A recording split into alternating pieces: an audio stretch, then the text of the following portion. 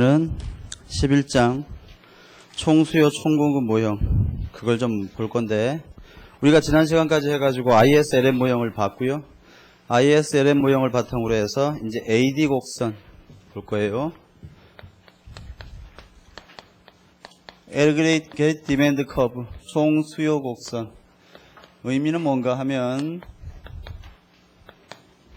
한나라 경제의 총 수요를 나타내는 물가와 국민소득의 조합, 이렇게 얘기하면 되겠죠. 총 수요, 물가와 소득 평면에 나타낸다. 총 수요 곡선 한번 도출해 봐야 될 텐데, 도출하는 건 뭐 어렵지 않습니다. 이자율, 소득, 물가, 국민소득, 이렇게. 첫째, LM 곡선이 LM0로 있고, 이렇게 하지 말까? 하락하는 걸로 해볼까? 자, IS 곡선이 이렇게 있는데, 최초의 LM 곡선이 LM0로 이렇게 있고, 이때의 균형점이 E0점이야. 이때의 국민소득이 Y0예요. 이때의 국민소득이 Y0일 때, 지금 현재 물가가 얼마일지 한번 볼까? 좀 삐트네. 역시 삐트인데요. 자, 물가가, 여러분, LM 곡선 뒤에는 항상 뭐가 있어? P분의 M이라고 하는 실질 화폐량이 있다 그랬지. 지금 현재 물가를 예컨대 P0다 이렇게 한번 해볼게. 그럼 여기에 E0점은 여기서 E0점에 해당되겠지. 그럼 잘 봐. 여기에 있는 이 점과 여기에 있는 이 점은 같은 점이야.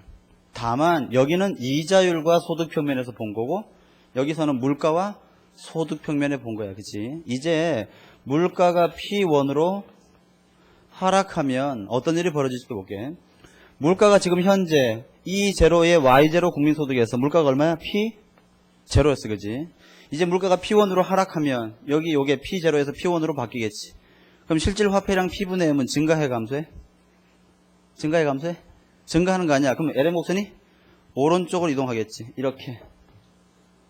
요게 LM1이라고 한다면 얘는 물가 P1분의 통화량 M이 될 거야. 그때의 국민소득의 균형점은 E1점이고, 이때의 국민소득이 Y1이면 요때의 국민소득이 Y1이 되고, 지금 현재 물가는 얼마라고 이제? P1. 요 점이 E1점이 되는 거지. 그렇지? 이런 점들을 찾아서 부드럽게 연결해보면 이게 뭐가 되는 거야? Aggregate Demand Curve가 되는 거예요. 아주 간단하지. 즉, 총수요 곡선은 물가가 하락함에 따라서 총수요가 증가하는, 즉 우하향하는 이러한 곡선으로 도출되는데, 얘를 도출한 베이스는 어디야? IS, LM 모형이다 그 말이야. 됐습니까? 예, 이게 바로 총수요 곡선의 도출이에요. 290페이지 보시면 방금 제가 그렸던 저 그림이 목차 3번에 나타나 있어요. 어렵지 않죠? 예, 됐습니다. 여러분 지금 우리 교재 보시면 LM 뒤에다가 그냥 P0 또는 P1 물가만 이렇게 표시하는데, 이러면 헷갈리잖아 이게. 그렇지? 그러니까 항상 P분의 M이라고 표시해버릇하면 혼란이 적을 거란 말이야. 이해가지? 그 다음 290페이지의 상단 2번을 보시면 총수요 곡선의 형태라고 되어 있는데, 그게 무슨 말인가 하면, 여러분 지금 여기 총수요 곡선이 어떻게 생겼어? 우하향하는 형태로 생겼지. 도출은 이렇게 했는데 왜 이렇게 우하향해? 즉, 왜 물가가 떨어지면 한 나라 전체의 소비 욕구가 더 증가할까? 즉, 총수요가 왜 증가할까 그 말이야. 타이틀을 이렇게 잡아볼게요. 그래서 총수요 곡선의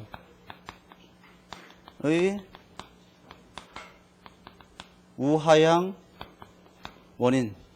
즉, 그 말은 뭐야? P와 AD. 여러분 여기 얘기하는 총수요는 뭡니까? 국민소득의 수요 측면이지, 그지? 예. P와 YD의 비례 반비례 관계의 원인이 뭐냔 말이야. 즉, 왜 물가가 하락하면 총수요가 증가하겠냐 그 말이야. 세 가지가 있어요. 이건 암기해야 돼요. 첫째, 이자율 효과. 두 번째, 부의 효과. 세 번째, 경상수지 효과. 이 중에서 여러분 아까 했지 우리가 부의 효과는 다른 말로 내가 뭐라 부른다 그랬어? 피구 효과 또는 자산 효과라고 불러도 상관없어, 그치? 예, 근데 보통 부의 효과라고 불러. 자, 먼저 이자율 효과부터 볼게요. 물가가 하락했습니다. 물가가 하락하면 P분의 M, 뭐야 이게? 실질 화폐량이지. 실질 화폐량이 증가해요. 실질적인 화폐량이 증가했대. 그러면 시중에 돈이 실질적으로 더 풍부해진 거지. 이자율은요? 하락할 거야, 그렇지? 이자율이 하락할 거야. 이자율이 하락하면 투자가 증가할 거고, 투자가 증가하면 승수 곱하기 델타 I 한 것만큼 국민소득이 증가할 텐데, 여기에 이 국민소득은 공급 측면, 수요 측면? 수요 측면이지, 그렇지? 이해가? 예. 요게 증가하는 효과 발생한다. 따라서 어때? 물가와 총수요는 비례 반비례? 반비례한다 그 말이야. 부의 효과를 볼게요. 부의 효과. 물가가 하락하면 여기 봐봐. 예를 들어 가지고 어떤 사람이 100만 원이라고 하는 자신의 소득을 가지고 있었어. 그런데 이 100만 원으로 그 사람이 빵을 소비하고 있었는데, 내가 늘 드는 예지. 이때 빵 한 개의 가격이 10,000원이면 이 사람은 100만 원 가지고 빵을 100개까지 소비할 수 있지. 근데 만약에 물가가 하락해서 이 빵의 가격이 5,000원으로 되면 이제 그 사람 빵을 몇 개 소비할 수 있어? 200개까지 소비할 수 있지. 그럼 봐. 지금 이 사람 호주머니 속에 있는 돈의 절대적인 크기는 변했어, 안 변했어? 안 변했어. 그런데 물가가 하락하니까 어때? 과거보다 더 부유해진 효과가 발생했지. 그치? 예. 따라서 물가 하락은 어떤 개인의 실질적인 부를 증가시키는 효과가 있어요. 직관적으로는 이렇게 설명할 수 있고, 다른 방법으로는 어떻게 설명할 수 있어? 아까 이거 우리 배웠잖아. 여러분, P구의 소비 함수는 어떻게 되는 거야? C의 P구의 소비 함수는 뭐의 함수야? 소득과 그 다음에 뭐야? P분의 M 더하기 P분의 B 더하기 P분의 K의 함수라고 그랬잖아. 물가가 하락하면 부가 다 증가하는 거지. 예, 그러니까 어때? 소비가 증가하고 기업이라면 투자가 증가할 수밖에 없어. 실질 부가 증가하는 바람에 소비가 증가하는 그런 효과가 발생해. 그러니까 어때요? 나라 전체의 총 수요가 증가한단 말이에요. 이게 부의 효과예요. 예. 물론 이게 얼마나 크겠냐, 이제 그건 좀 이제 다른 얘기지, 그지? 아무튼 이런 효과. 그 다음에 경상수지 효과는 뭔가 하면, 예컨대 물가가 하락하면, 자 드디어 이제 환율 얘기를 좀 해야 될 것 같은데, 환율을 exchange rate의 의미로 E라고 쓰면, 환율은 뭡니까? 외국 돈과 우리 돈의 교환 비율이지, 그치? 가치의 비율이야. 예를 들어서 지금 현재 1달러에, 여러분 지금 환율 얼마나 합니까? 1달러에? 좀 많이, 900 얼마? 970원? 떨어졌네. 그냥 편하게 이제 1달러에 한 1,000원이다 이렇게 한번 해볼게. 환율이 1달러에 1,000원이라는 얘기의 의미는 뭐야? 외국 돈 1달러는 우리 돈 1,000원과 같다, 그런 뜻이야. 이때 국내에서 2,000원 하는 물건을 미국에다가 수출했어요. 수출. 관세, 뭐 운임 이런 거 다 무시하고 말이야. 가격만 한번 비교해봐. 지금 현재 환율이 1달러에 2,000원이야. 근데 국내에서 2,000원 받고 팔아야 되는 물건을 미국에 수출했습니다. 그럼 미국 백화점에서 달러로 몇 달러 받아야 돼? 2달러 받아야 되잖아. 2달러 받아야지 원화로 환산하면 2,000원만큼 팔린 거 아니야. 이렇게 팔고 있었는데 갑자기 국내의 물가가 하락해가지고 이 국내 가격이, 그 물건의 국내 가격이 1,000원으로 떨어졌어요. 그럼 이제 똑같은 물건 미국에 수출하더라도 미국 백화점에서 얼마만 받으면 돼? 1달러만 받아도 어때요? 국내에서 파는 거하고 똑같은 효과를 누릴 수가 있지. 즉 무슨 말이야? 물가가 하락하면 우리가 외국에다가 수출하는 수출품의 가격이 싸져요. 싸져. 이건 우리나라가 수출하는 데 있어 유리해 불리해? 유리한 거지. 즉 수출품의 가격 경쟁력이 좋아지는 거 아닙니까? 수출 가격 경쟁력이 좋아지니까 우리나라의 수출이 증가하겠지. 수출이 증가하면 수출은 총수요를 구성하니까 총수요가 증가하는 이런 스토리를 갖는다 그 말이야. 아주 간단하지만 잘 한번 기억해 보세요. 예컨대 이제 7급 공무원 시험 같은 경우에는 사지선다형이잖아. 그렇지? 사지선다형 시험에서 보기가 3개가 있다. 이건 아주 의미심장한 거지. 그지? 그래서 늘 다음 중 총수요 곡선이 우하향하는 원인 또는 물가와 총수요가 반비례하는 원인이 아닌 것은 해가지고 요거 3개 놓고 다른 거 하나 집어넣으면 아주 깔끔한 문제가 나온단 말이야. 그치? 예. 우리 시험에는 대신 이걸 어떻게 사용하냐 하면 좀 이따가 설명할 텐데 여기 있는 이와 같은 효과가 커지면 커질수록 총수요 곡선은 더 완만해져요. 그래서 우리 시험에서는 말이야 요걸 사지선다로 못 내니까 이렇게 묻지 않고 총수요 곡선의 기울기를 물을 때 이걸 이용해서 같이 물어. 자, 설명 들어봐요. 지금 칠판에 있는 여기 있지 이거 이 그림이 나타내는 효과가 이자율 효과야. 봐봐. 지금 물가가 P0에서 P1으로 하락했죠. 그러니까 LM 곡선이 오른쪽으로 움직였어. 그 바람에 이자율이 처음에는 R0였다가 R1으로 이렇게 하락했지.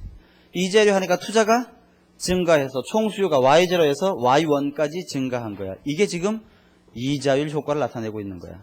그럼 여기다가 만약에 동일한 물가 하락에 부의 효과가 추가로 여기에 추가로 더 발생한다면 물가 하락에 따른 총수요의 증가폭은 더 커지겠지. 이렇게 요만큼의 물가 하락에서 총수요가 커지는 크기는 이거보다 더 커져서 Y2까지 증가할 수 있다면 말이야. 이 점에서 어디까지? 이 점까지 움직여야 될 거 아니야. 그러니까 총수요 곡선은 어떻게 해요? 이런 형태를 갖겠지. 그치? 예.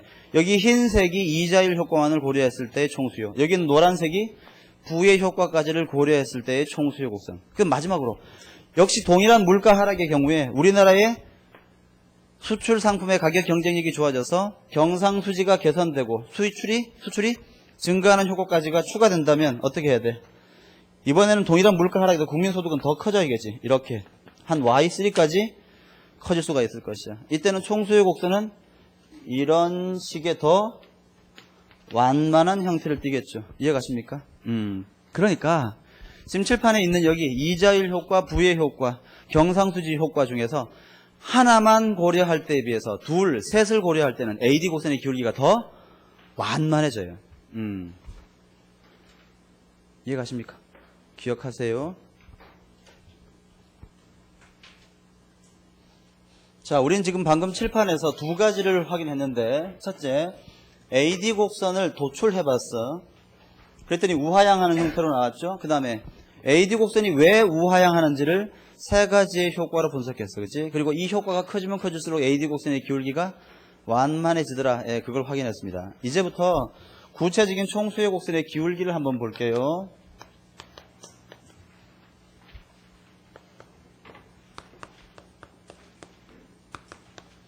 총수요 곡선의 기울기 아주 간단한데 여러분, 총수요 곡선의 기울기는 IS 곡선의 기울기에 비례하고 LM 곡선의 기울기에 반비례합니다. 이렇게 그냥 기억하시면 돼요. 왜 그런지 궁금하다. 그럼 바로 우리 교재 291페이지에 아주 자세하게 설명이 돼 있어. 근데 지금 요 파트는 말이야. 왜 그러냐가 중요한 게 아니라 이 결론 자체가 훨씬 더 중요한 거야. 자, 그래서 일단 여기 봐. 여기 보면 이 총수요 곡선 AD 곡선은 IS 곡선과 LM 곡선 중에서 누구랑 더 닮았어? IS 곡선과 더 닮았지. 그걸 작은 실마리로 해가지고 말이야. 총수요 곡선의 기울기는 IS 곡선에 비례하고 LM 곡선의 기울기에 반비례한다. 그렇게 바로 결론으로 갑시다. 요걸 우리가 받아들인다면 말이야. 요렇게 얘기할 수 있지. 케인즈 학파의 경우에는 어떤 식을 주장해요?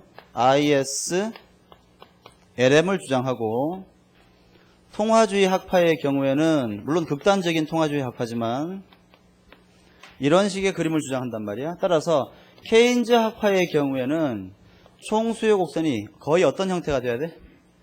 거의 수직에 가까운 이런 형태가 되는 거야. 물론 극단적인 경우에. 그 다음 극단적인 고전학파나 통화주의 학파의 경우에는 총수요 곡선은 어떤 형태를 떼야 됩니까? 거의 수평에 가까운 이런 형태를 떼야 되는 거지. 특히 여기에 이 구간을 우리가 뭐라고 부릅니까? 유동성 함정 구간이다 이렇게 부르죠. 유동성 함정 구간에서는 AD 곡선이 어떤 형태가 돼야 돼?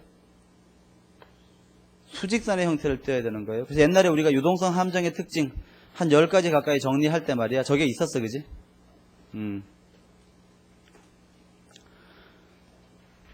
그 과정은 291페이지에 아주 자세하게 설명되어 있으니까 여러분들이 한번 직접 확인해 보세요. 그래서 총 수요 곡선의 기울기는 IS 곡선의 기울기에 비례하고 LM 곡선의 기울기에 반비례하더란 말이야. 됐어? 그런데 만약에 시험에 낸다면 말이야. IS 곡선의 기울기 결정 요인 알잖아. 뭡니까? IS 곡선의 기울기 결정 요인은 뭐야? B분의 1-C에 1-T에 -I 더하기 M이지. 그치? 따라서 투자의 이자율 탄력성에 반비례하고 IS의 기울기가 그 다음에 C, I, T, M 등등에 따라 결정되니까 얘네들이 고스란히 또 뭘 결정해? AD 곡선의 기울기를 결정할 거야. 그 다음에 LM 곡선의 기울기는 우리가 그때 어떻게 배웠어요? 이거 다 알아야 돼, 그치? 이거 미루면 안 됩니다. K 나누기 H 이렇게 있지. 이때 이 K는 뭐야? 마찰의 K 또는 화폐 유통 속도의 역수. 또 다른 말로 투자의 다시 화폐 수요의 소득 탄력성 그렇게 얘기했지. 여기는 H는요 화폐 수요의 이자율 탄력성. 그런 것들이 다 뭐야? LM 곡선의 기울기를 결정하는데 그것과 AD 곡선의 기울기가 반비례하더라. 그렇게 기억하면 돼.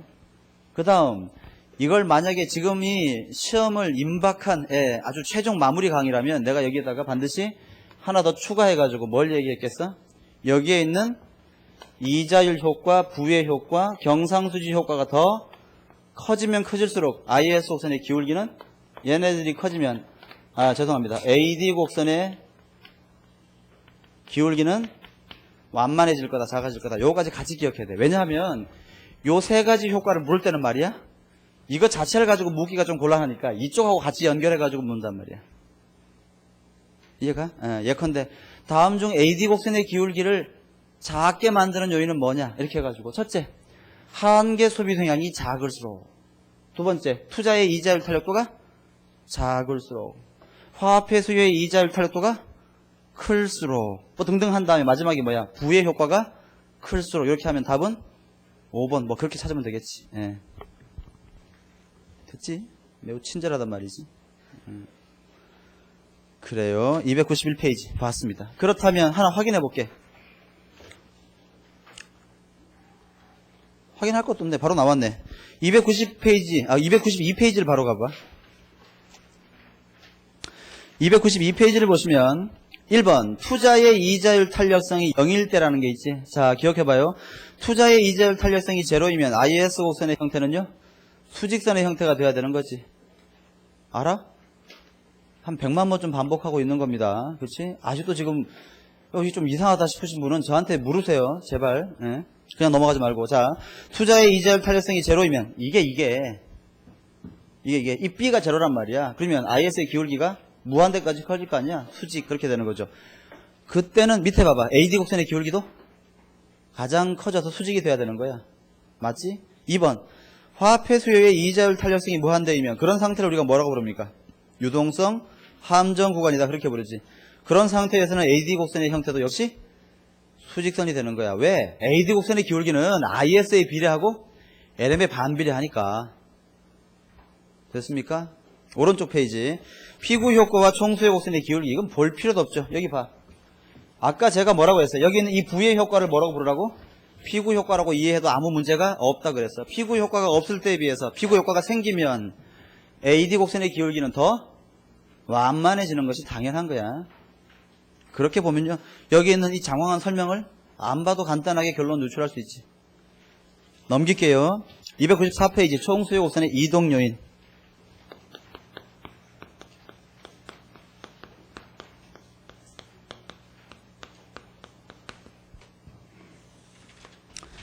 총수요 곡선의 이동 요인 결론으로 바로 갑니다. 총수요 곡선의 이동은요. IS 및 LM 곡선의 이동 요인과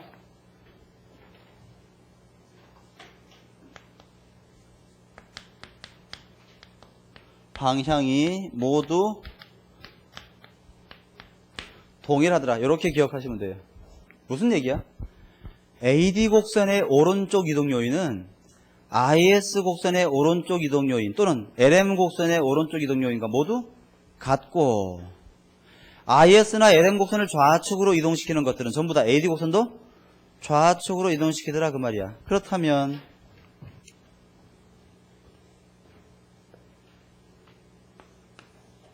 여기서 R, Y 왜 이래 여기는 Y, 여기는 P, 여기 이렇게 AD 곡선이 있었는데 이 AD 곡선이 오른쪽으로 이렇게 이동했다면 그 원인은 어떤 것이 있는 거야? 그건 두 가지 측면이 있는 거지. IS가 우측 이동했기 때문일 수도 있고 LM이 우측 이동했기 때문일 수도 있다 그 말이지. 이해가 지금 내 말이?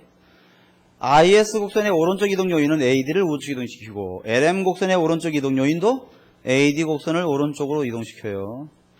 IS의 우측 이동 요인은 어떤 게 있습니까? 자, 맞는지 확인해봐. C, I, G, X가 커지거나 S, T, M이 감소하면 IS 우측 이동하겠지. 그러면 자동적으로 AD도 우측 이동한다는 뜻이야.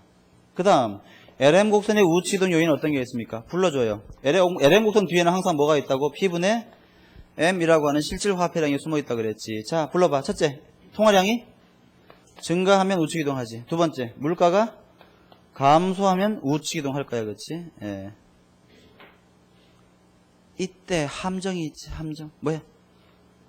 물가는 AD 곡선의 이동과는 무관해요. 그래서 이렇게 써야 돼요. 단 물가의 변화는 AD 곡선의 이동과는 무관하다. 이렇게 좀 써주세요. 왜 그래? 우리가 자 추억 속으로 10주 전으로 거슬러 가보면 11주 전으로 거슬러 가보면 우리가 미시경제학 두 번째 시간, 첫 번째 시간에 우리 만난 첫 번째 시간, 그때를 기억해? 그때 우리가 좀 더 젊었겠지, 그지? 갑자기 슬프려고 그러는데? 그때 우리 뭘 배웠냐면 수요량의 변화와 그렇지 수요의 변화라는 걸 배웠는데 수요량의 변화는 동일한 수요 곡선 상의 한 점에서 다른 점으로의 이동, 이게 수요량의 변화였고 수요의 변화는 수요 곡선이 통째로 이렇게 이동하는 현상 또는 이렇게 이동하는 현상이라 그랬지. 이때 수요량을 변화시키는 요인은 뭐야? 그렇지. P의 변화. 즉 좌표 축에 명시적으로 고려되어 있는 얘가 움직이면요. 곡선 자체가 이동하는 것이 아니고 물가가 P0에서 P1으로 하락하면 소비량은 Q0에서 Q1으로 변화하더라. 이러한 수요량의 변화가 생기는 거고. 그럼 수요의 변화를 야기시키는 요인은 뭐야? 여기 있는 이 세로축에 있는 얘 말고 다른 것들이 변화하면 그때 어떤 게 있었습니까? 기억나? 불러봐. 뭐야? 소득, 관련제의 가격, 또 기호 내지 선호, 미래의 가격 변화에 대한 예상, 뭐 등등 여러 가지 있었지. 소득이 증가하면 수요 곡선은 오른쪽으로 움직여요? 왼쪽으로 움직여요? 알 수 없다가 답이지. 왜? 그 제품이 정상제면 우측 이동, 열등제면 좌측 이동. 다음 달에 또 들어야겠는데? 그 다음에 관련제의 가격이 상승하면 수요 곡선은 오른쪽 왼쪽 어디로 움직여? 알 수 없었잖아. 대체제면 뭐야? 플러스. 이 새록새록 되살아나는 내가 늘 강조하는 게 있는데 여러분 공부한 건요. 공부는 사라지지 않아요. 단지 희미해질 뿐이야. 다시 보면 말이야. 기억이 되살아날 거야. 예. 기억이 되살아나리라고 믿어. 그럴 것 같아. 예. 대체제의 가격 상승은 우측이동, 보완제의 가격 상승은 좌측이동. 하나만 더. 이번에는 나를 실망시키지 않길 바래. 소비자 입장에서 갑자기 미시 수업이 됐네. 소비자 입장에서 장차 가격이 오를 것이라고 예상했습니다. 그러면 수요 곡선은 증가, 감소. 어디로 움직여야 돼? 그렇지. 장차 가격 상승이 예상되면 나는 가격 오르기 전에 지금 미리 많이 사야 되니까 어때? 오히려 지금 당장의 수요는 증가하는 거지. 공급은 감소해야 되는 거, 그렇지? 예, 이때 잠깐 빗나가는데 이때 우리가 뭘 알아? 이 세로축이 명시적으로 고려된 얘가 움직이면 곡선 자체는 변해 안 변해? 안 변하는 거야. 그러니까 지금 여기에 이 P가 움직이면요, LM 곡선은 움직이지만 총수요 곡선은 이동하지 않는 것이야. 늘 이걸 함정으로 판단 말이야. 이해가십니까? 우리가 지난번에 여러분 이거 봐봐. 이자율과 총수요에서 여기 IS 곡선, IS 곡선의 이동 요인 중에 이자율 변화는 있어 없어? 없지. 있을 리가 없는 거지. 왜? 이자율이 변하면 IS 곡선이 움직이는 게 아니라 곡선 상에서만 변화가 생기는 거야. 그 다음 이자율이 변하면 LM 곡선은 움직여 안 움직여? 절대로 안 움직이죠. 그렇지?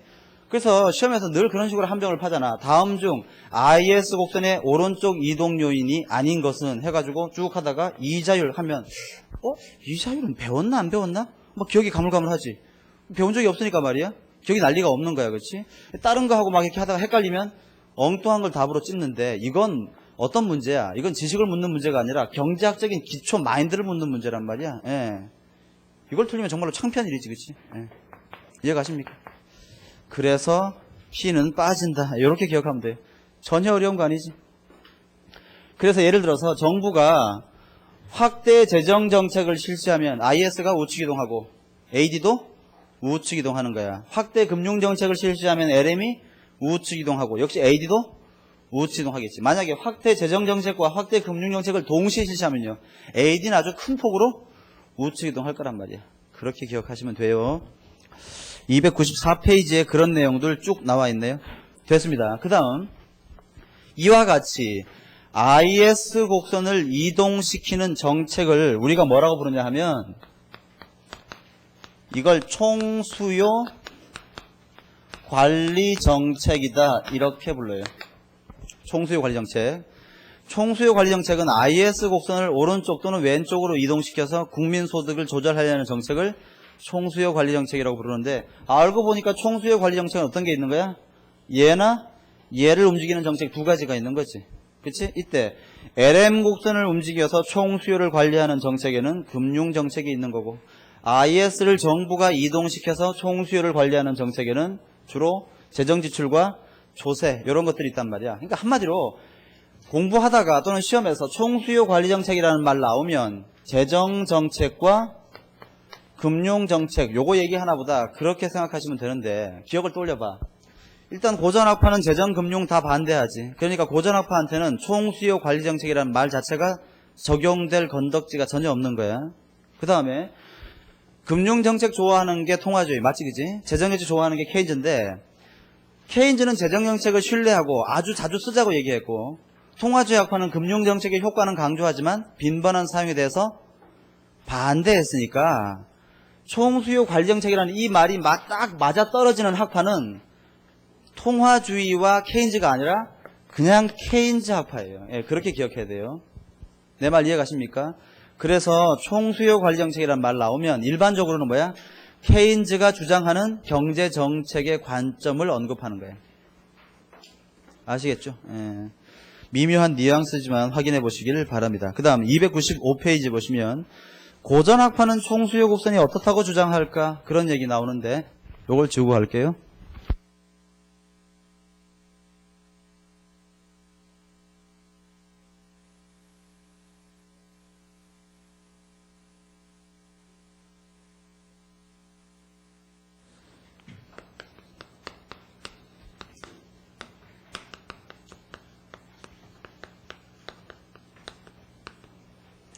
여기 있는 총수요 곡선이 뭐라고?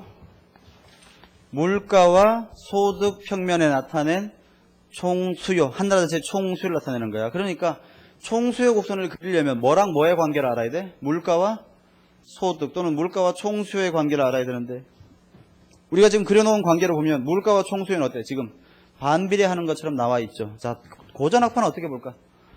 고전학파의 이론은 하나밖에 없지. 또 뭐야? 화폐?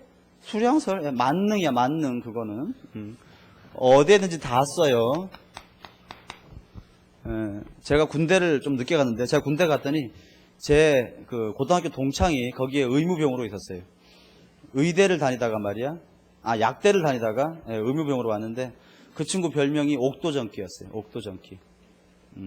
왜냐하면 축구를 하다가 무릎이 까졌어요. 찾아가면 옥도전기, 빨간 약 있잖아. 그걸 발라줘요.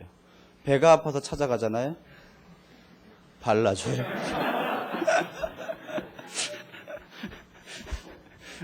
이가 아프다고 찾아가잖아요. 막 바르려고 그래요. 결정적으로 막 이건 막 사람들 막 욕했는데 말이야, 끝까지 그걸 우겼어. 왜냐면 약이 없었어. 그래. 한 번은 제가 머리가 아파가지고 말이야, 정말 이제 분명히 야 머리 아픈데 그러면 뭐 들고 나올 거 아니야. 그러니까 내가 선수를 치려고, 야 나 머리 아픈데 설마 머리 아픈데 옥도전기를 바르면 낫진 않겠지. 그랬더니 그 친구가 굉장히 진지한 표정으로 통할걸. 옥도전기. 자 봅시다. 고전학파에 따르면 MV 이퀄 PY에서 여기 있는 화폐 유통 속도는 거래 관행에 따라서 일정하다, 그렇게 강조하죠. 그렇다면 P 곱하기 Q는 뭐야? 일정한 화폐 유통 속도 곱하기 통화량은 그 당시에 정부가 정하는 거지. 통화량이 만약에 일정하게 돼 있으면은 요 전체 값이 일정한 값이 될 수 있잖아. 그치? 예를 들어 가지고 지금 현재 화폐 유통 속도가 5고 지금 현재 통화량이 100이라면 M 곱하기 V는 얼마가 되는 거야? 요걸 곱하면 M 곱하기 V는 500이 되겠지. 그치? 예를 들어서 여기에 P, 여기에 Y, 이걸 그림으로 그렸더니 예를 들어서 이렇게 나왔단 말이야. 이게 고전학파의 총수요 곡선이라고 한번 가정을 해볼게. 그 말은 어떤 뜻이야? P 곱하기 Y가 항상 500이다, 그런 뜻이지. 예컨대 여기 한 점을 찍었어요. 이 점에서 이 가로 세로의 면적 어떻게 구합니까? 가로 곱하기 세로 P 곱하기 Y 하면 얼마야? 500. 여기 점 하나 찍었습니다. B점. 이때 이 가로 세로의 면적, 이거 어떻게 구해요? P 곱하기 Y 500. 여기 점 하나 찍었습니다. C점. 이때 이 가로 세로의 면적, 이거 역시 얼마야 또? 500. 이렇게 나온다 그 얘기 아니야.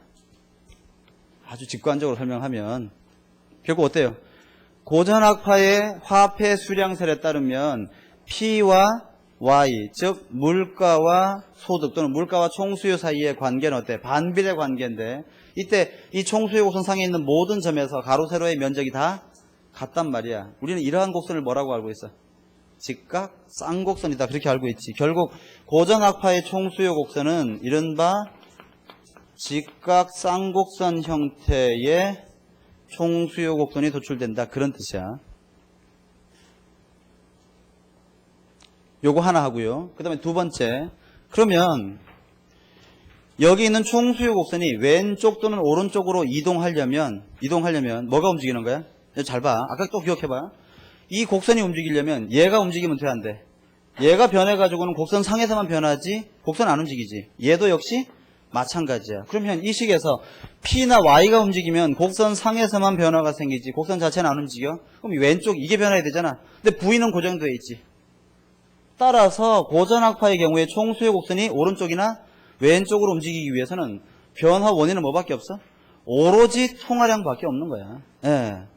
즉 총수요 곡선이 요게 오른쪽으로 이렇게 이동했다면 그 원인은 뭡니까? 통화량 증가. 왼쪽으로 감소했다면 통화량 감소. 그것 말고는 전혀 이유가 없는 것이에요. 즉 고전학파의 총수요 곡선은 절대로 통화량 말고 다른 원인에 의해서는 이동하지 않습니다. 예컨대 여기 있잖아. 아까 일반적인 케인즈적인 시각에 보면 총수요 곡선은 어떤 원인 때문에 움직여? C, I, G, X, S, T, M 등등 모든 것 때문에 다 움직일 수 있지만 고전학파는 뭐밖에 고려 안 하는 거야? 요것 말고는 이런 것 때문에는 총수요가 변하지 않아. 그러니까 고전학파의 총수요 곡선을 보면 어때? 정부가 재정 지출이나 조세를 변화시켜 봤자 총수요 곡선이 이동하지가 않아요. 그러니까 애초부터 재정 정책은 효과가 발생할 수가 없는 거야. 이해가십니까? 그래요. 그럼 금융 정책은 효과가 발생하나? 움직이는데? 발생해 안 해? 안 하지. 왜 안 해?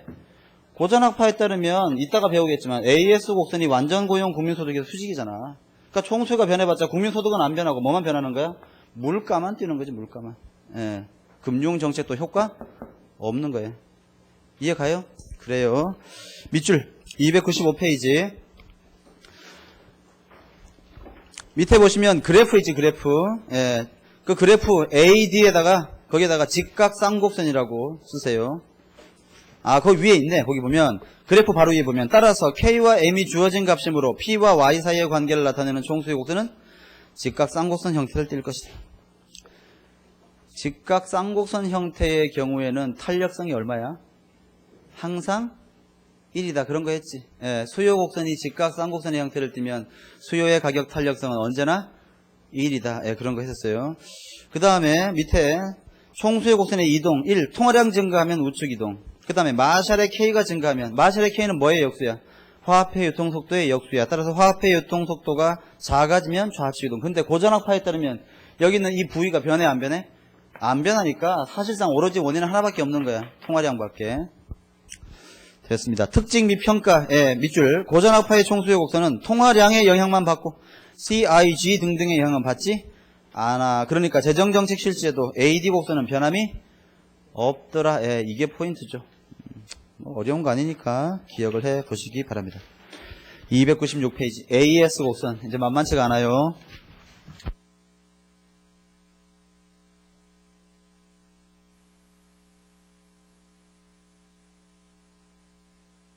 제가 좀 전에도 아까 저기 옛날에 미시 얘기 가지고 좀 했지만 이 경제학이라는 게 그래요.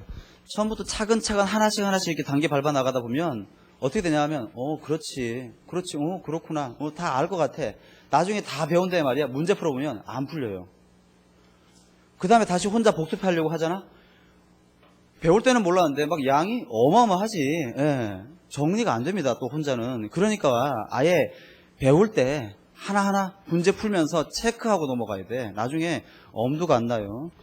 여러분 시험 임박해서 말이야 막 재정학도 막 부담스럽고 아니 저기 뭐야 회계학도 부담스럽고 세법도 부담스럽고 막 정신없는데 또 흔히 얘기하는 전략 과목 또는 암기 과목이라고 해가지고 상법 경영학 또 경제학 집어넣잖아. 암기 과목에다가.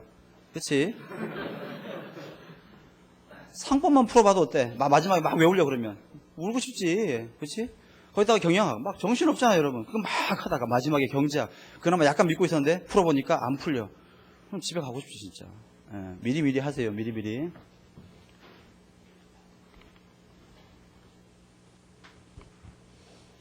저한테 경제학 강의 들었던 학생들을 시험 보고 나서 1차 합격 못하는 사람들 얘기 들어보면 일단은 이제 대부분의 얘기는 경제학점에 떨어진 건 아닌 것 같다. 이게 첫 번째 반응이고 둘째는 뭔가 하면 경제학도 좀 더 고득점 할 수 있었는데 마지막에 정리할 시간이 없어서 못하고 그냥 들어갔더니 맞출 수 있는 문제를 나중에 보니까 아는 문제인데 틀렸더라. 그런 사람 굉장히 많단 말이야. 예. 미리미리 합시다. 자, AS 곡선.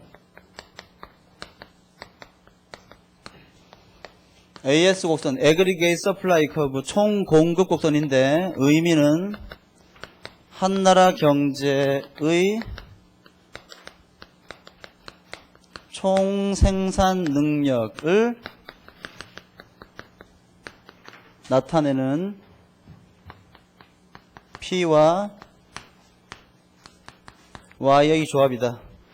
물론 우리 교재 보시면 좀 다른 의미로 정의를 해놓기도 했는데 저는 개인적으로 이런 정의를 더 좋아해요. 그래서 AS 곡선은 한나라 전체의 총 생산 능력을 나타내는 물가와 소득의 조합이야. 우리가 이제 알고 있잖아요, 여러분. 일반적으로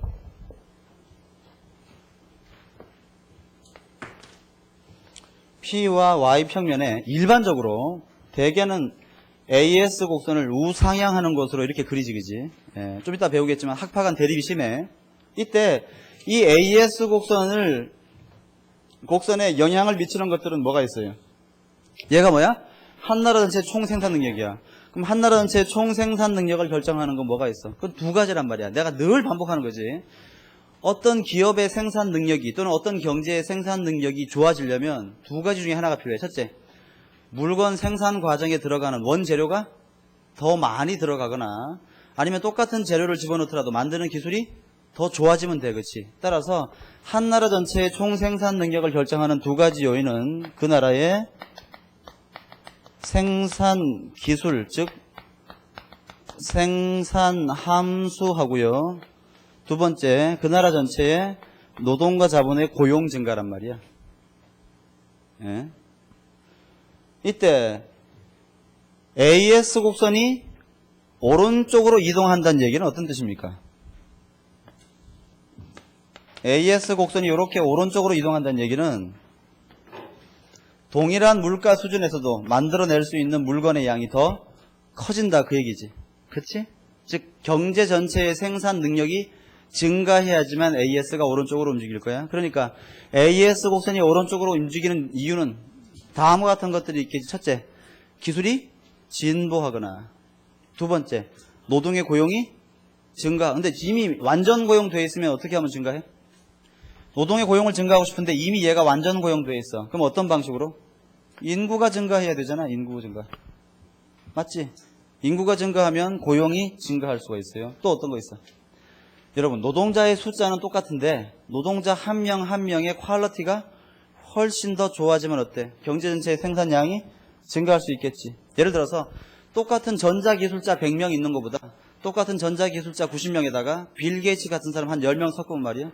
생산력은 크게 증가할 거 아니야. 즉 노동의 양적인 팽창도 중요하지만 노동의 질적 개선도 굉장히 중요한 거야. 그치? 이러한 노동의 질적 개선을 위해서는 뭐가 필요합니까? 그건 전문적인 교육이 필요하지. 교육. 예. 이해가시죠? 그 다음에 자본의 양이 증가하려면 어떤 게 필요합니까? 나라 전체의 자본 축적이 이루어져야 되는데 나라 전체의 자본 축적을 이루기 위해서는 저축이 증가해야 되고 저축이 증가하거나 또는요 과거에는 몰랐던 지하 자원을 새로 개발하거나 새로운 에너지 원천을 확보하면 되겠지. 자원 개발 뭐 이런 것들 이런 것들이 벌어지면 어때? 여기는 기술이 진보하든지 그럼 어때? AS 곡선이 오른쪽으로 이동할 수 있을 거야. 제가 지금 뭘 설명했냐면 먼저 AS 곡선이 도출되는 원인에 대해서 설명드리고 AS 곡선이 오른쪽으로 이동할 수 있는 요인들에 대해서 간단하게 한번 먼저 본 거야. 왜 AS 곡선의 도출부터 하지 않느냐? 그게 중요한데 봐. AS 곡선의 형태를 결정짓는 것은 이거예요. 이자율이 증가할 때 생산 능력이 증가할 수 있으면 AS는 우상향, 이자율이 증가, 말이 헷갈리냐 이렇게. 다시요. 그림을 새로 그릴게. 자, 봐. 이렇다고 할 때 P와 Y 평면에 봐. 만약에 물가가 상승할 때 그 나라 전체의 생산이 증가한다면 AS는 우상향하는 형태를 띌 거야. 그렇지? 근데 만약에 아무리 물가가 올라도 그 나라의 생산력이 변화가 없다면 AS는 수직선의 형태를 띠게 될 거란 말이야. 우리가 알다시피 요게 이제 고전학파적인 생각, 요게 케인즈학파적인 생각이니까 결국 고전학파처럼 또는 케인즈학파처럼 즉 AS가 수직이냐 아니면 우상향이냐 또는 좀 더 완만하느냐 이걸 결정하는 것은 나라 전체의 물가가 상승했을 때 기업의 생산 능력이 증가할 수 있느냐 없느냐 그게 관건이란 말이야. 그런데 이걸 안 지웠네. 왜 안 지웠을까? 자, 여기 기업이 있어요. 기업은 근로자 또는 가계의 노동을 고용해서 뭘 만들어? 물건을 만들지. 이 Q, 개별 기업이 만드는 Q가 다 합쳐지면 그게 뭡니까? 나라 전체의 총생산이 되는 거지. 총생산. 에그리게이트 서플라이, 즉 총국민소득이 될 거란 말이야. 맞아? 그럼 따라서 요게 증가하면 어때? 얘가 더 증가할 수 있는데 이때 기업은 사람을 썼으니까 대가를 지불해야 되겠지. 임금을 지불해. 근데 이때 기업이 지불하는 임금을 실질임금 P분의 W라고 해볼게요. 요때 만약에 봐. 물가가 상승했을 때 임금이 물가 상승만큼 덩달아 상승하면 어때요?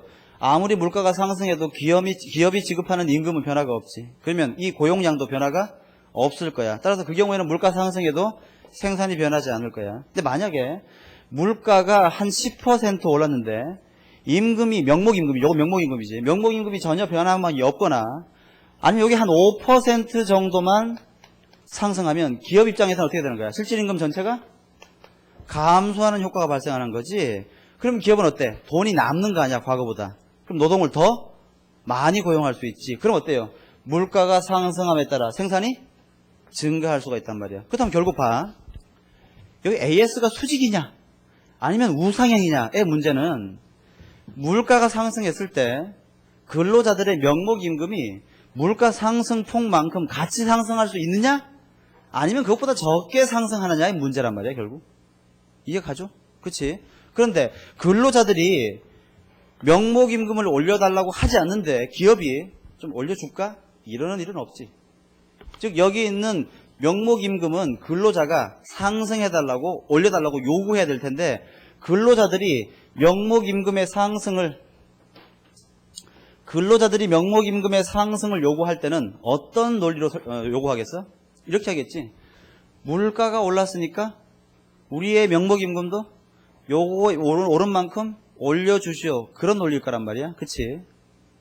이해가십니까? 그런데 물가가 실컷 다 오르고 한 3년 뒤에 올랐네? 우리 임금도 올려주시오 하면 뭐야? 이미 효과가 없는 거야. 그렇지? 따라서 올해가 지금 2006년도니까 2006년도 말에 예를 들어서 근로자들이 회사와 임금 협상을 할 때는 자신이 받는 임금은 언제 임금이 되는 거야? 2007년도 임금이 되는데 2007년도에 물가는 아직 안 올랐잖아. 근데 2007년도에 분명히 물가가 오른단 말이야. 그치? 따라서 자기의 임금도 올려야 될 텐데 도대체 얼마가 오를까? 모르니까 근로자들은 자기들 생각에 물가가 얼마나 오를까에 대해서 예상을 해. 물가의 상승에 대한 예상을 한단 말이야.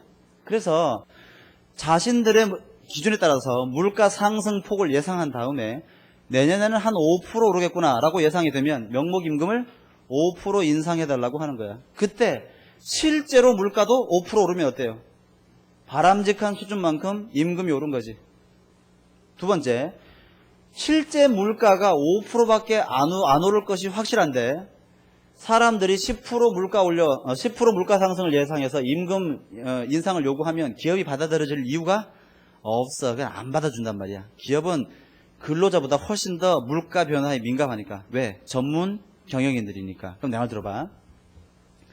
복잡하니까 좀 지우고 다시 한번 해볼게요. 잘 들어보세요. 이 논리를 알아. 논리를. 여기 필기가 중요한 게 아니야. 요거 전체가 실질임금인데 물가가 상승했을 때 근로자들은 명목임금을 상승시켜서 자신들의 실질임금을 일정하게 또는 가능하면 그보다 더 높게 유지하고 싶어 할 텐데 구체적인 물가 상승의 내용을 모르는 상태에서 근로자들은 몇 %의 명목임금 상승을 요구할까를 뭐로 결정하는 거야? 장차 물가가 몇 프로 오를까에 대한 자신들의 기대 또는 예상에 의해서 하는 거야. 자, 만약에 이 근로자가 굉장히 샤프한 근로자야. 그래서 이 근로자는 판단력이 엄청나게 정확해요. 이 근로자가 생각해보니까 내년도에 물가가 한 20% 오를 것 같아. 그래서 물가 상승에 맞춰서 명목임금을 20% 요구했는데 실제로 물가가 20% 올랐어. 뭐 어때? 물가가 상승했지만 실질임금은 변화가 없으니까 AS 곡선은 수직선의 형태가 되는 거지. 그치? 그 다음 만약에 이 근로자가 좀 멍청해가지고 내년도에 물가가 한 20% 오를 것이 분명한데 이 사람은 한 10%밖에 안 오를 거라고 생각했어. 그래서 회사한테 10%만 올려달라고 요구했어요. 그럼 어때요? 실질임금은 오히려 감소하겠지.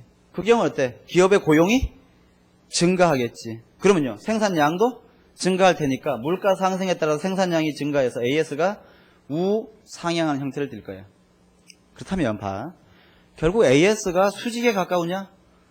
완만하냐? 또는 수직에 가까우냐? 수평에 가까우냐의 문제는 뭐가 결정하냐 하면 근로자들의 장차 물가 상승에 대한 기대 또는 예상이 얼마나 정확하냐에 달려있는 것이.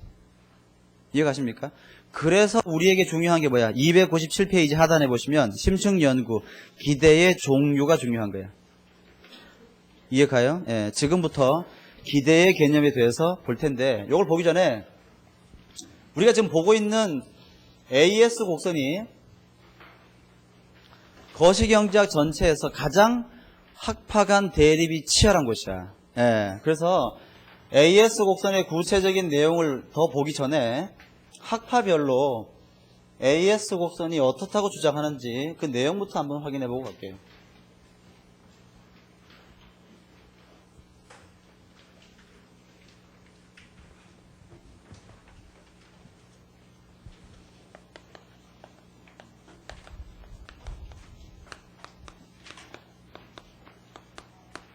이거 우리 교재에 있거든요. 어디 있냐면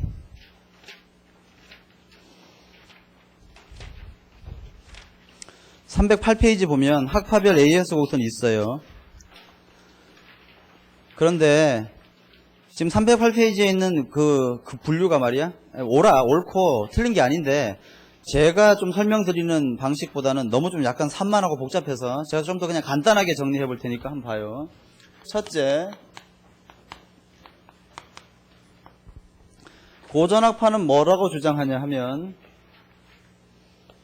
P, Y평면에 AS 곡선이 어떻게 생겼다고? AS 곡선이 수직선의 형태를 띈다 그랬죠. 이때의 국민소득의 크기가 완전고용 국민소득 YF가 된다. 그렇게 얘기했어. AS가 언제 수직이라는 얘기야? 항상. 항상이란 말은 단기든 장기든 언제나 이렇게 생겼다. 그런 뜻이에요. 두 번째, 케인즈 학파예요. 케인즈 학파에 따르면 다시 두 가지로 나눌 수 있는데 케인즈 학파는 첫째,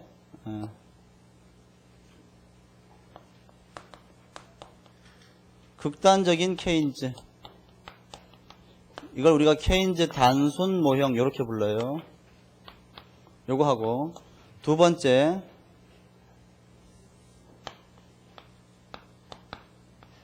온건하는 말 좀 그렇고 일반적인,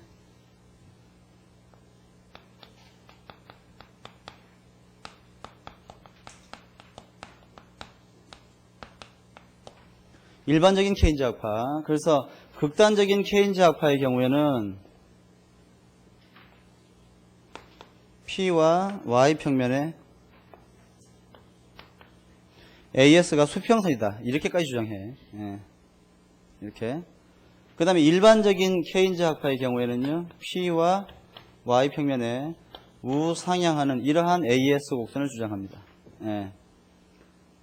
제가 첫 시간에, 거시경제 첫 시간에 뭐라고 얘기했어? 케인즈 학파의 경우에는 수평 또는 우상향, 그렇게 필기해 드렸어요. 그 얘기예요. 그 다음에 이제 통화주의인데, 통화주의 학파는 거시경제학에 처음으로 기대의 개념을 도입했다고 그랬죠. 그래서 이 사람들이 좋아하는 기대 방식이 이른바 적응적 기대라는 방식인데, 적응적 기대에 따르면 어떤 결론 나오냐 하면 단기적으로는 케인즈적인 시각, 장기적으로는 고전학파적인 시각이 나온다. 그렇게 얘기했어요. 그래서 통화주의에 따르면 단기와 장기의 AS 곡선의 형태가 다른데, 먼저 단기적으로는 P와 P 익스펙테이션이 일치하지 않기 때문에 단기적으로는 우상향의 단기의 AS 곡선이 도출되고, 장기적으로는 P와 P 익스펙테이션이 일치해서 수직의 장기의 AS 곡선이 도출되고, 이때 완전고용 국민소득 된다. 이렇게 기억하셔야 돼요.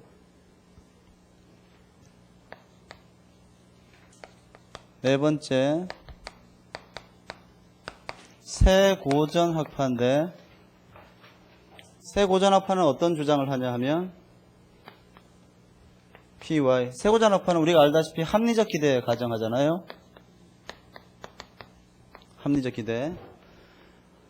합리적 기대 가정하는 세고전학파는 말이야, 기본적으로 AS 곡선은 수직이야. 예. 즉 P와 P expectation이 일치하기 때문에 그래. 하지만 예외적으로 AS 곡선이 우상향하는 경우도 있어요. 그 경우에는 P가 P expectation보다 크기 때문에 그래요. 그런데 세고전학파에 따르면 어떤 경우에 P가 P expectation과 같아지냐 하면 정부의 경제 정책이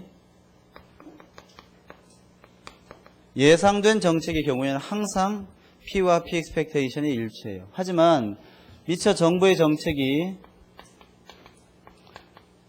예상치 못한 정부 정책의 경우에는 이와 같은 우상향의 AS가 도출될 수 있다고 봐요. 마지막으로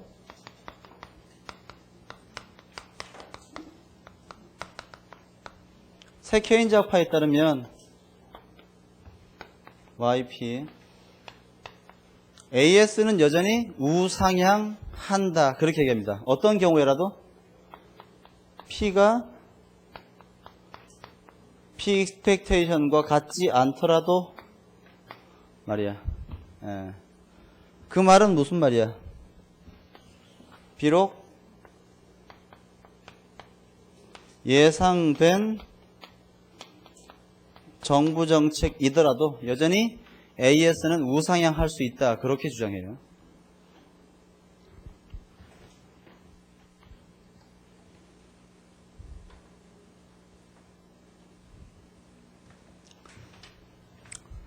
의미를 한번 확인해 볼게요.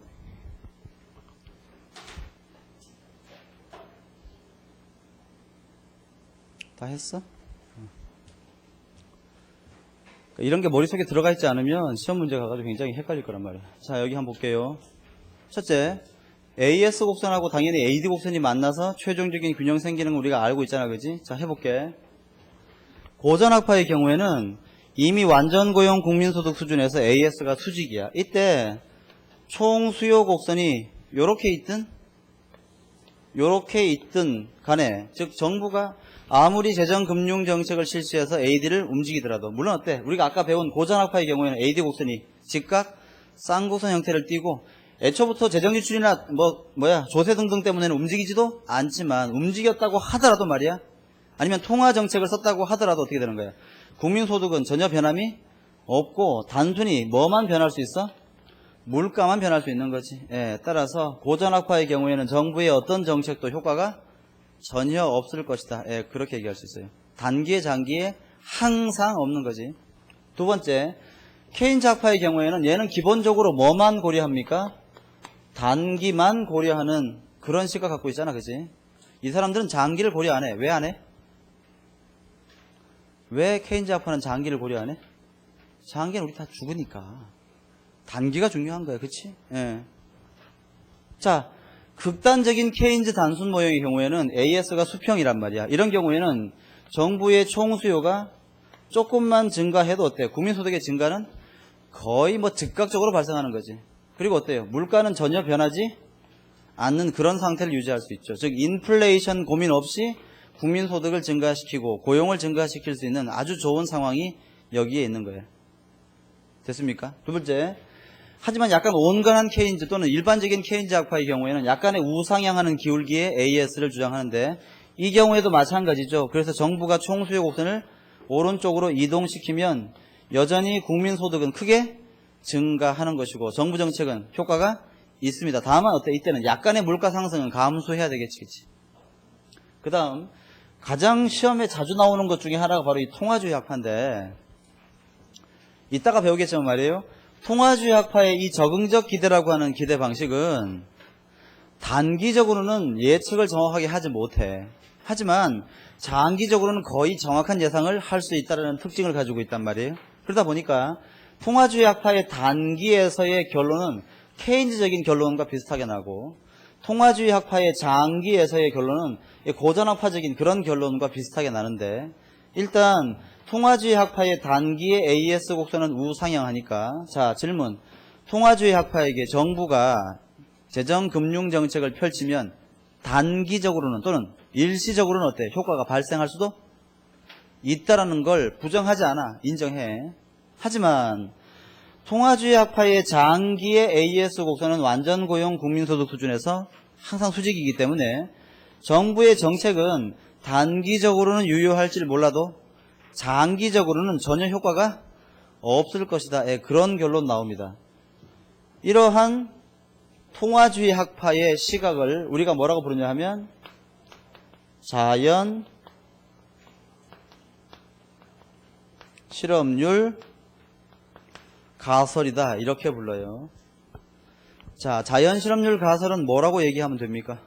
정부의 정책은 또는 시장 개입은 단기적으로는 유효할 수 있을지 몰라도 적어도 장기적으로는 효과가 전혀 없을 것이다. 국민소득을 완전 고용 국민소득에서 벗어나게 할 수 없고 실업률을 자연 실업률에서 벗어나게 할 수 없을 것이다. 이게 바로 자연 실업률 가설이죠. 따라서 자연 실업률 가설은 말이야, 시험에 나오면 늘 그걸 물어봐. 미묘한 뉘앙스를. 자연 실업률 가설에 따르면 정부 정책은 어떠한 경우에도 결코 효과가 없다입니까? 그거 아니야. 그치? 예. 잘 기억해 보세요.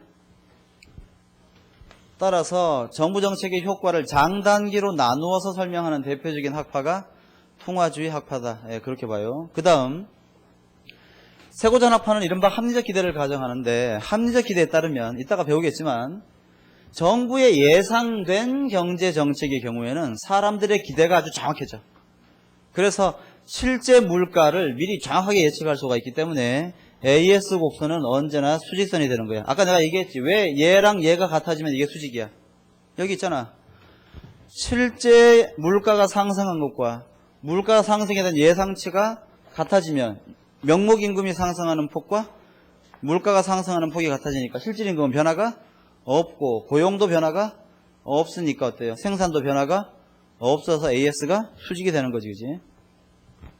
하지만 합리적 기대 학파에 따르면 미처 예상하지 못했던 정부 정책의 경우에는 실제 물가와 예상 물가의 오차를 발생시킬 수가 있어요. 이런 경우에는 AS가 우상향이 가능하다. 예, 그렇다면 고전학파와 세고전학파의 차이를 한번 잘 봐. 고전학파는 정부 정책은 어떠한 경우라도 결코 예외 없이 항상 효과가 없다가 결론이야. 그렇지만 세고전학파의 경우에는 어떻게 대답해야 됩니까? 예상된 정책은 효과가 없을 것이다. 언제? 단기에 장기에? 장단기 모두 효과 없단 말이야. 그렇지만 예상치 못한 정책은 어때? 적어도 단기적으로는 효과가 생길 수가 있다. 그렇게 얘기하는 거지. 예, 왜냐하면 이와 같이 AD 곡선이 움직이면 어때요? 예상치 못한 정책의 경우에는 국민소득이 증가가 가능하지. 예상된 정책이면 효과가 전혀 없을 것이야. 그런데 이게 잘 생각해봐요. 예상치 못한 정책 때문에 국민소득이 증가하는 효과가 발생하지만 시간이 지나서 나의 물가 상승에 대한 예상이 틀렸구나 라는 걸 알면 어때? 이 익스펙테이션을 수정하겠지. 그럼 다시 이쪽으로 가는 거야, 이렇게. 예. 그러니까 종합하면 예상된 정책은 A점에서 B점으로 바로 가는 거고, 예상치 못한 정책은 A점에서 C점을 잠깐 거쳤다가 다시 B점으로 가는 거지. 예. 그럼 이와 같이 예상된 정부 정책은 장단기 모두 효과가 없을 것이다 라고 하는 세고전학파의 시각을 우리가 정책